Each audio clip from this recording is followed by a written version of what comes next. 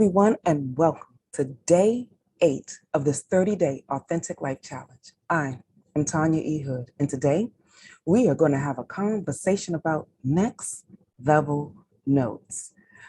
I don't know how many of you have ever heard an orchestra practicing before a concert began. If you hear an orchestra warming up before a big event, the sounds that each individual makes that they are performing is unique to them.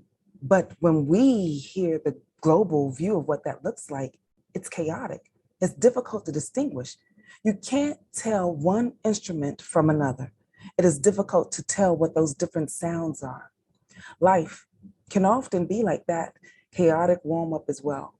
One minute there's a financial breakdown. The next minute you may have an issue with your car, only to find out when you get to work that they are laying people off.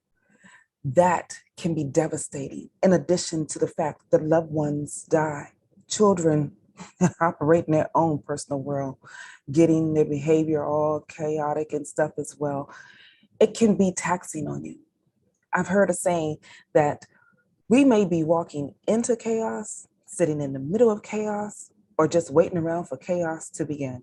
And that is something that I truly understand because my life has not always been simple. That thought process that chaos sends out an all points bulletin when your world just start getting better, I've lived that. I've walked that. There's a reason I have been called the reset queen. So here's something I want you to think about. When the symphony is about to start, there's a conductor.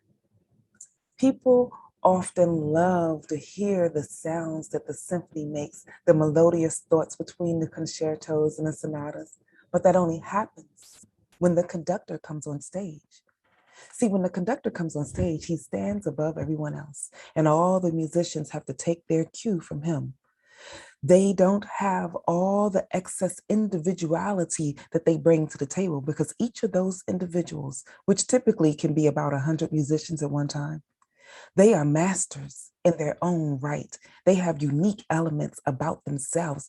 And with the conductor, what he does is gets their attention. And when the conductor gets the attention of the musicians, he gets the attention of everyone else around them too, because the audience pays attention. If you've ever been to a symphony, at the beginning of the event, you can almost hear a pin drop. That lets you know how much authority the conductor has over the symphony, because it is at the conductor's call that you get the emotions that are pulled through the symphony. You get the emotions that give you some insight about what the event should take place. The orchestra takes their cue from him. And so the individuality now is harmonious, and our lives can be the same way. Because the same way there's a conductor for this specific event, there's a conductor that we can go to for our emotional and life events as well. Now, for those of you that think that having a belief in Jesus is sort of, you lose your mindset about it. You are in a fairy tale view of what's happening in the world. I can tell you for sure that being a person that believes in Christ, because he has been a conductor that has helped my world get into a better position. And I didn't take becoming a Christian lightly. I have gone on the emotional roller coaster ride. I've been a Baptist, a Catholic, a Mormon, a Scientologist, an Egyptologist. I've studied Buddhism. I've studied Hinduism and looked at the Quran and the Muslim and the thought of being a Muslim. But in all of those arenas, what I have discovered is that there is an underlying element to all of them. If there's an underlying element to each of them, then there must be someone conducting all of them. And when I look at the world, even people that don't believe in the Bible, they're using biblical principles. So if everybody is using some source of biblical principle, most of the major religions of the world are all founded on the same foundation that the Bible is as well, then there must be something to it. There must be a specific conductor associated with what's happening.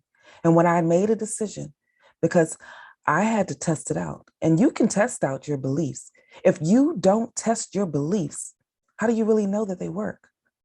See, I was fully aware that the God that I serve is the God that can help me because he's the one that picked me up out of the chaos that the world threw me in the middle of. I found my foundation in him. I find my stability in him. I find peace. I find comfort. And it's not like storms don't come in my life because they do. But when the storms rage around me this time, I can take a moment and get some insight for next level notes. The Bible gives you strategies and actionable steps that you can use to apply to your life when you're dealing with financial issues, relational issues, health issues, all of the major things that we are looking for in our lives to get corrected.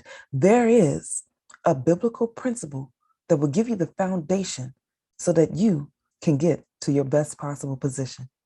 So day 8, I challenge you to take a look at what that looks like. Whatever your foundation sits upon, see if it works. See if it can manage the test of time, because you don't really know if what you believe will hold you until it's tested. That's a next level note for you. And if you want to continue the conversation, follow me over to the Zoom, because this discussion today, it is going to be deep. And I want you to join me. Go to my website, tanyaehood.com. And then we look forward to seeing you. In the meantime, I am Tanya E. Hood, walking in my purpose, and I want you to do the same.